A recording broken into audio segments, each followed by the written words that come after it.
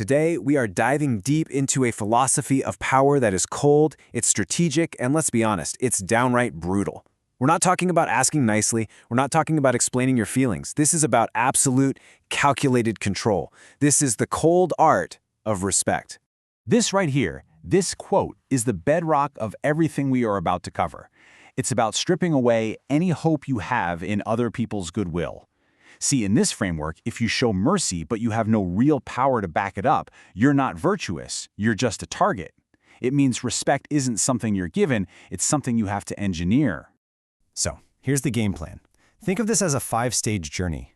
We're going to start with the absolute basics, your first line of defense, what you do when someone crosses a line. From there, we'll build up to being proactive, where your very presence demands respect. And then, we get to the end game, becoming truly, utterly irreplaceable. Okay, let's start at stage 1. This is your first line of defense, the law of cold response. This is all about that one critical moment, the instant someone decides to test you. How you react right then sets the tone for everything that comes after. So you gotta ask yourself, why do people test you in the first place? Well, according to this philosophy, it is never, ever an accident. It's a probe. They're looking for weakness. They're trying to figure out if your boundaries are real or if they're just words. What they're really doing is measuring the gap between what you say and what you're willing to do. Burn this into your brain. This should be your new mantra. Your goal is not to win an argument. That's a fool's game. Your goal is to demonstrate a consequence. You don't play their game, you change the entire board by controlling the one thing they want: your time, your energy, your attention. You adjust their access to you. So how do you actually pull this off? Here's the playbook, 3 simple steps. Step 1, you just let the silence fall. After they cross the line, you say nothing. Let them squirm in the awkwardness they created. Step 2, you hold their gaze, calm, steady, unblinking. It shows you're completely in control. And step 3, if you must speak, you use fewer than 7 words. Something cold, sharp, and final. That is not acceptable. Or, we're done here. End of story.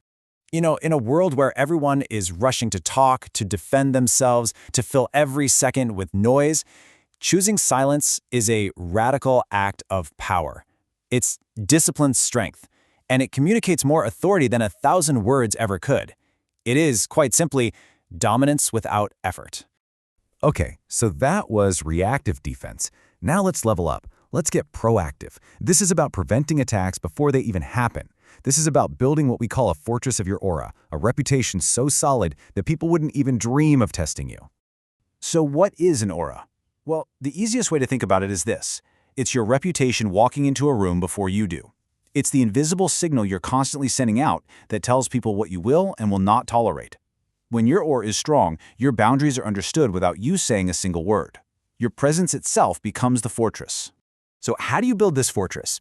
It's built on 3 pillars. First, precision. You have to have crystal clear standards for what's acceptable, no gray areas. Second, consistency. You enforce your rules every single time with every single person, no exceptions. And third, enforcement. And listen, this one is everything. It's about minimal words, maximum action. Let your actions do the teaching, not your voice. This is the internal commitment you have to make. It's a mindset shift. Your boundaries are no longer suggestions. They're not polite requests. They become absolute, unshakable laws that govern every interaction you have. But what happens when someone doesn't just test a boundary? What if they completely shatter it? Well, that's when we have to move into the more aggressive tactics. That's when we get to the art of calculated punishment. Now, the key word here is calculated. This isn't about getting angry and lashing out. That's weak. Emotional revenge just makes you look unstable.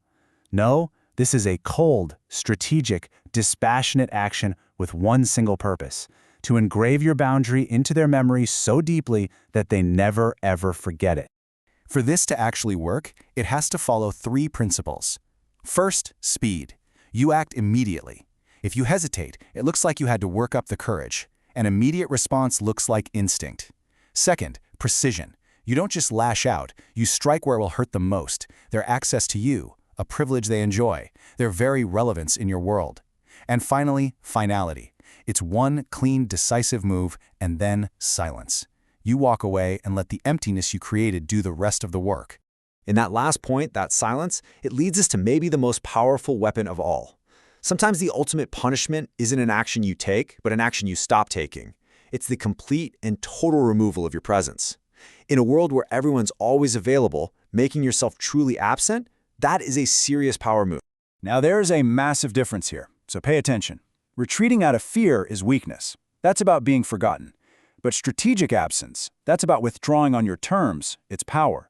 You're not just disappearing, you are consciously creating a void where you used to be. And in that void, people are forced to confront your value. They're forced to realize what they've lost. So here's the bottom line. When you really get this, you stop begging for attention and you start commanding it. The world always wants what it can't have. Your absence will teach people your worth in a way that your constant presence never, ever could. Everything we've talked about so far, the cold response, the aura, the punishment, it's all been building to this, the final stage of power. We're moving beyond just defending yourself. Now we're talking about achieving the ultimate security. I mean, just let that definition sink in for a second. The ultimate position of power isn't about being the most liked person in the room or even the most feared. It's about being the most necessary. It's reaching the point where you are so woven into the fabric of an organization, a group, or a relationship that removing you would cause the whole thing to collapse.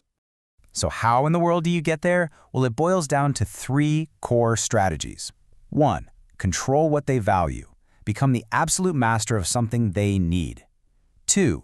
Withdraw at key moments. Use that strategic absence we talked about to constantly and painfully remind them of how much they need you. And 3. Fuse fear and respect. You want them to respect your competence, but also have a low-grade fear of what would happen if you are gone. That combination creates total reliance. And that brings us to our final affirmation.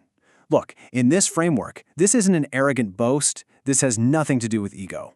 It is a cold, hard statement of strategic fact.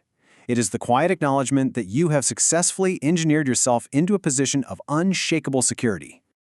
So I want to leave you with one last question to think about. Everything we've discussed today, cold responses, strategic absence, calculated punishment, it all comes down to the power of withdrawal, of silence, of saying no. So I'll ask you, in a world that is constantly screaming for your time and attention, is the truest, purest form of power just having the discipline to deny it? Something to think about.